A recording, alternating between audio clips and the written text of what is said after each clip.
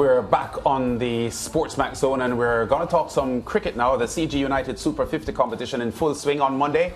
Guyana Harpy Eagles completed a 6-1 run win over the Windward Islands Volcanoes at the Brian Lara Cricket Academy. That's in Tarouba, Trinidad and Tobago. After winning the toss and electing to bat, the Harpy Eagles were dismissed for 190 in 43 overs with wicketkeeper batsman Anthony Bramble top scoring with a 60 against Justin Graves, 4 for 39. The Volcanoes were then blown away for 129 with Gudakish Moti and Sherpin Rutherford taking 3 wickets each. Scores in the match, the Harpy Eagles 190, the Volcanoes 129. The Jaguars win, leaving them at the top of the table. They have won 3 matches consecutively now after losing their first game.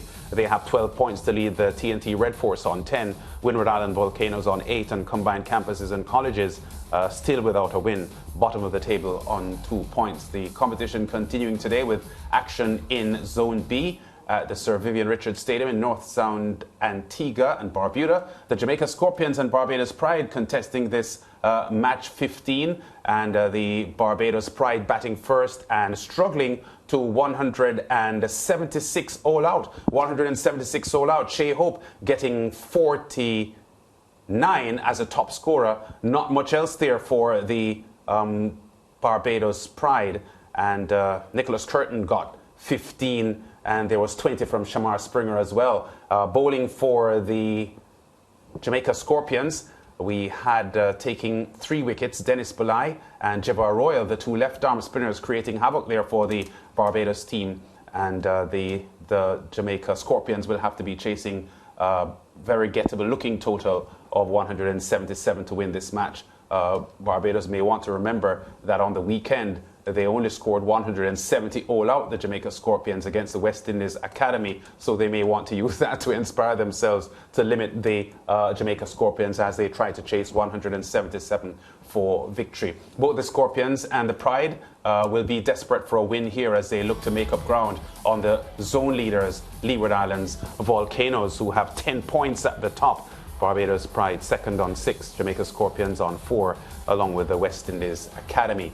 Now, the 25-year-old Kacey Carty has been instrumental in guiding the Hurricanes to pole position in Zone B. He has tallied 164 runs from 3 matches to date, with a highest score of 103 not out at an average of 82. The best in the tournament at the moment. He joins us live on the zone. Kacey Carty, welcome to the SportsMax zone. Great to have you on the show. I don't think we would have spoken to you since the World Cup Under-19 success in 2016. But we have since seen you elevate to the senior West Indies setup, and a lot of people are impressed with the maturity that you're showing. How would you assess your growth as a cricketer in the past 2 years? Let me start there. First of all, let me say good night and thanks for having me. The way I would assess myself is that I've been playing first class cricket for about 6 to 7 years now.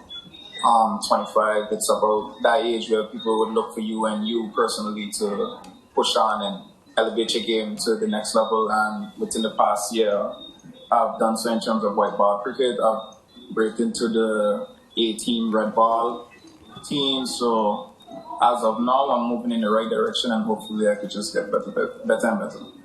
Yeah, well, Kacey, as I mentioned, your batting average at the moment in the tournament, 82. I think Kieran Utley may just be a little bit ahead of that.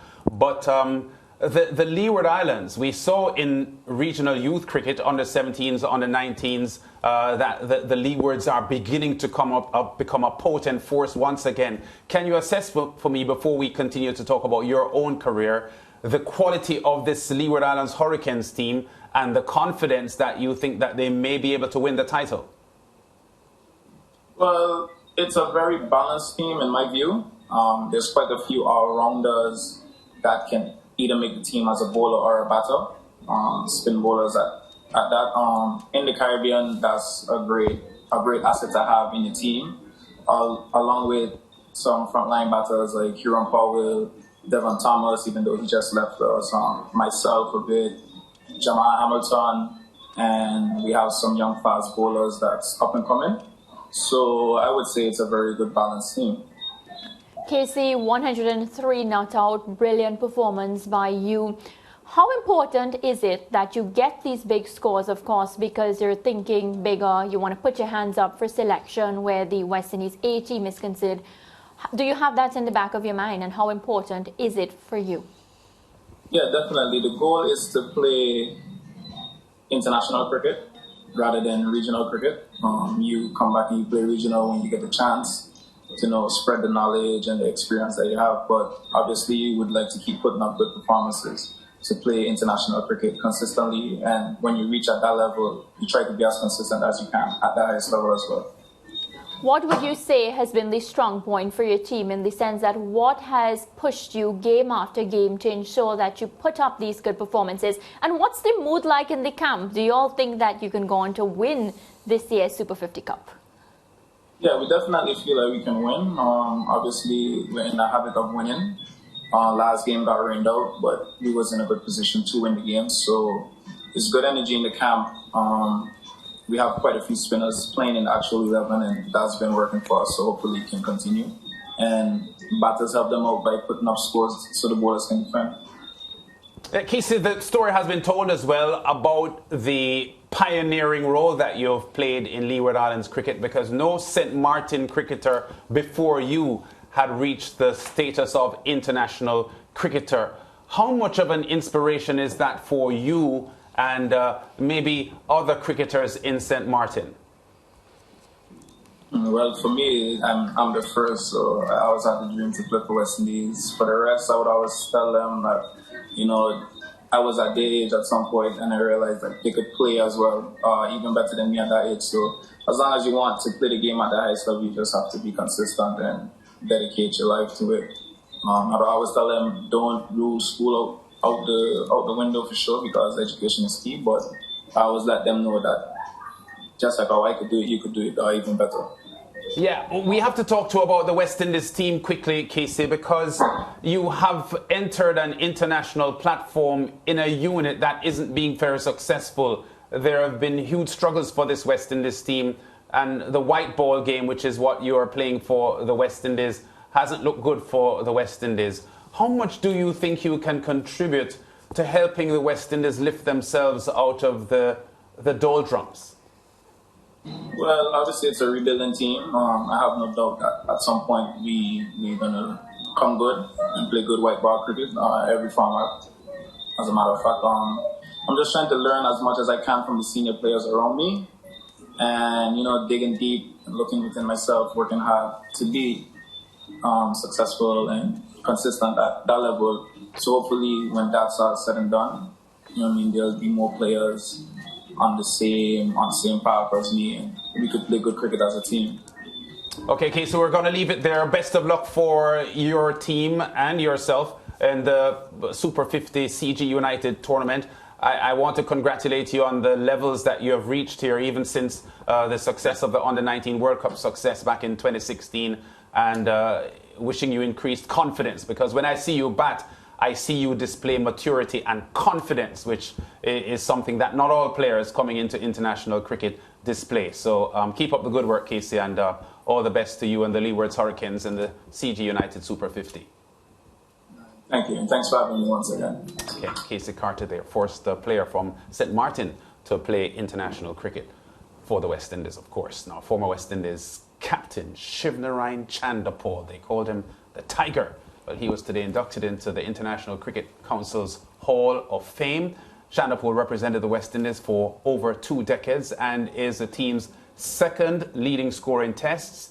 The bow-legged left-hander made his test debut in 1994 at 19 years old against England at the border in his native Guyana. He went on to play 164 tests, the most by any West Indian, scoring 30 centuries and a tally of 11,867 runs at an average of 51.37. Only Brian Lara has scored more runs and more centuries than Chanderpaul has in Test cricket.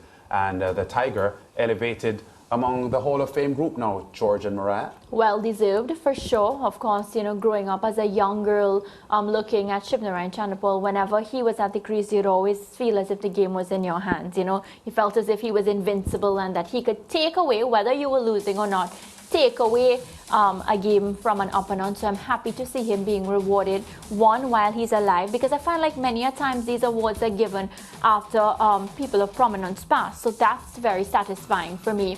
And you know, I just want to say congratulations to Shiv. We had him on the show leading up to the CPL, and of course, you know, just his mannerisms and the respect that he portrays. I'm just happy to see him get this. I remember as a high school boy watching this young Guyanese walk to the middle to make his test debut for the West Indies against England. And I was watching the game with my friend Al, his brother Stan, and their father, brother Louis. And we were saying, well, let's see what this young boy, well, brother Louis said, well, let's see what this young boy can do. And he made that half century. He was so small in his gear. He was almost like he was lost in his whites. Yes. And he could. The pads were yeah. He struggled to get the ball to the boundary, but he was very wristy. And you could see from that first innings at Test level that this man was class. And the early indicators from Chanderpaul's career, he franked that form all the way through his lengthy career. And I remember famously when he hit that purple patch where no bowler could dismiss him, and he was undefeated in consecutive innings. And the English cricket broadcaster Ben Durs was doing the text commentary for the BBC, and he famously said to how stubborn Chanderpaul was at the wicket and the English bowlers couldn't get him out. Ben Durs wrote in the text commentary for the BBC that if they were to drop a nuclear bomb at this cricket ground, only the cockroaches and Chanderpaul would survive. Yeah? And I thought that was a huge compliment. Tiger was awesome, and he deserves this honor. Yeah, and of course he played in an era when the West Indies were not dominant, and he had risen to becoming the world #1 batsman in Test cricket, and a very, very significant achievement there, as we said, in a time when the West Indies weren't winning. They were losing more than they were winning. Chanderpaul's former teammate, the now director of cricket at CWI, Jimmy Adams, penned an open letter to him following his induction. Here are some excerpts from what Jimmy Adams said. Your numbers are outrageous, and lots of people will focus on them. But what resonates with me is just how much it took me, firstly, to get to the international stage, and secondly, how much it needed for me to hang around for 10 years. You did it for 20. The effort and sacrifice just boggled my mind. You had so many truly memorable knocks over the years that I might struggle to say which one for me stands shoulders above the rest. However, the greatest standout for me is simply the fact that you sat at the table for 20 years. So Jimmy Adams, a man who knows what it is to struggle against world-class bowlers in international cricket, paying tribute and saluting Chaunderpaul for how well he did it and for how long he did it. Yeah, definitely. When we were playing cricket, as was the custom then, when we were, as high school boys, I was in probably grade 9 at the time when he debuted, so we would go on the strip right in front of my friend's house to play cricket. So we would imitate the Chaunderpaul. So someone would be running into bowl, and the batsman would be fixing his pad, fixing his elbow pad, fixing his box, fixing his helmet, fixing his leg, fixing everything. Because that was exactly what he did. Yeah, it was. Yeah. He's a character, and he was an awesome batsman. Awesome. And definitely a servant of West Indies cricket. So congratulations again from the entire SportsMax Zone team. Yeah, 48 years old now, Shivnarine Chanderpaul, and among the Hall of Famers now in ICC cricket, joining a long list of West Indians who have achieved it as well. Back with more on the SportsMax Zone after this.